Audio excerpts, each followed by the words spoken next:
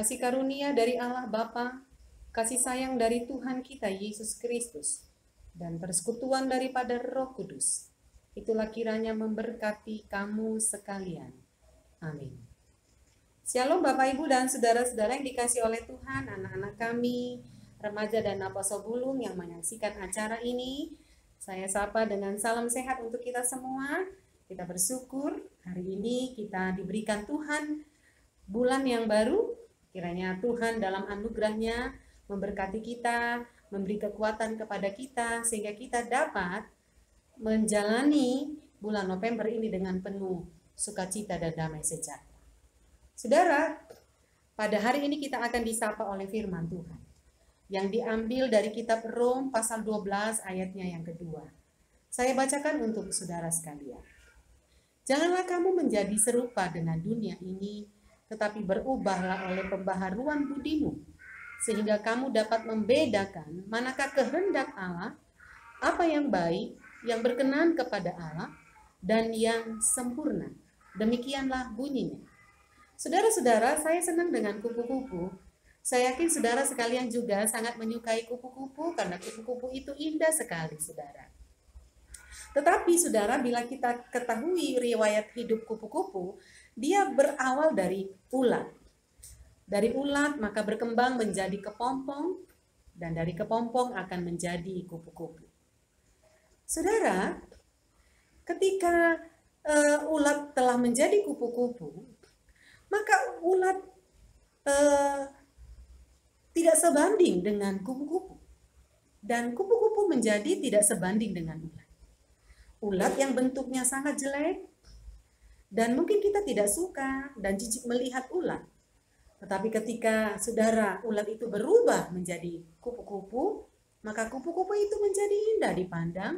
Dia menyenangkan, bisa terbang ke sana ke sini, hinggap dari satu pohon ke pohon yang lain. Bahkan kita suka ketika kupu-kupu itu masuk ke dalam rumah kita.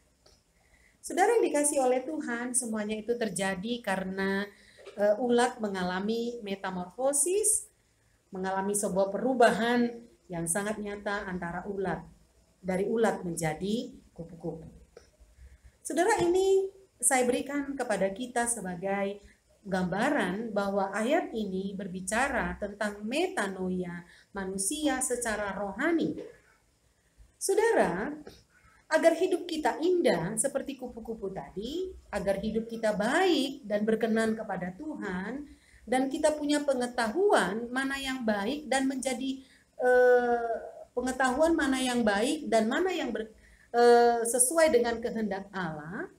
Satu-satunya jalan yang kita harus tempuh adalah melalui proses metanoia, yaitu proses pertobatan, proses hidup yang diubahkan oleh Allah. Saudara, bicara yang diubahkan oleh Allah itu bukan fisik kita yang akan diubahkan, tetapi hati dan pikiran kita itu harus diubahkan supaya hidup kita indah seperti kupu-kupu. Hati yang hitam bagaikan batu bara, atau hati yang keras bagaikan batu, maka di dalam Yesus itu dapat diproses itu menjadi hati yang lembut, hati yang dapat memahami manakah yang baik dan yang berkenan kepada Allah. Saudara, itu boleh terjadi, saya garis bawahi sekali lagi, di dalam Yesus Kristus. Ketika kita mengalami perjumpaan pribadi dengan Tuhan, maka terjadi sebuah perubahan yang sangat radikal di dalam hidup kita.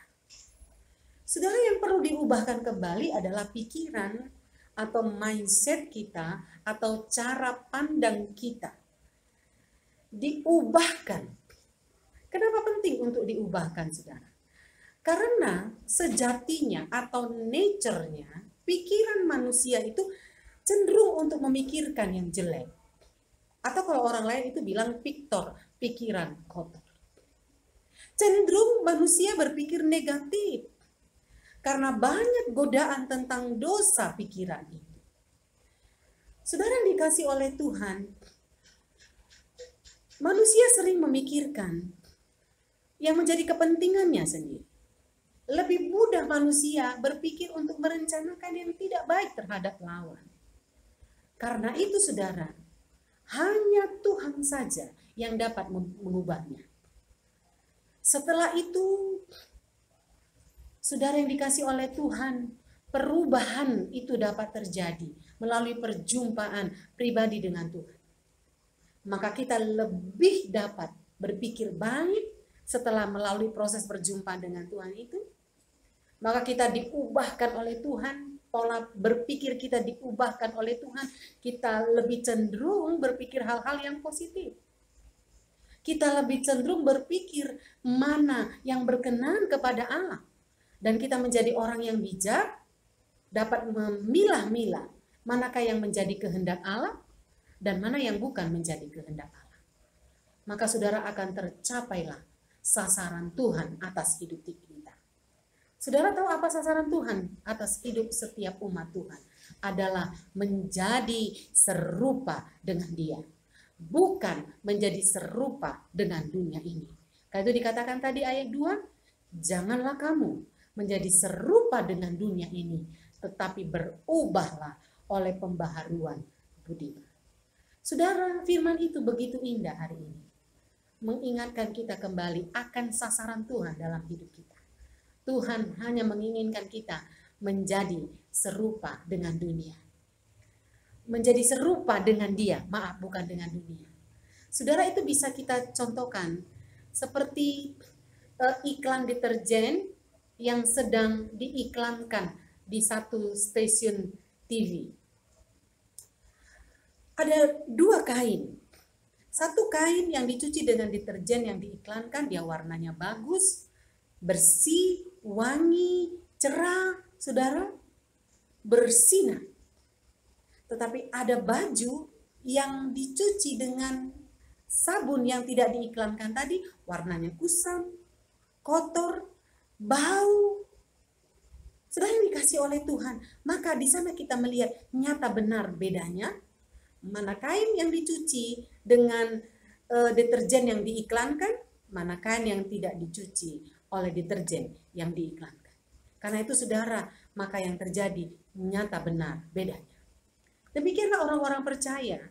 Ketika kita sudah mengalami perjumpaan dengan Tuhan, maka hidup kita menjadi nyata benar bedanya dengan orang-orang yang ada di dunia ini, yang belum bertobat dan yang belum mengasihi Tuhan. Saudara, orang yang telah mengalami perjumpaan dengan Tuhan, dia akan jijik untuk melakukan dosa.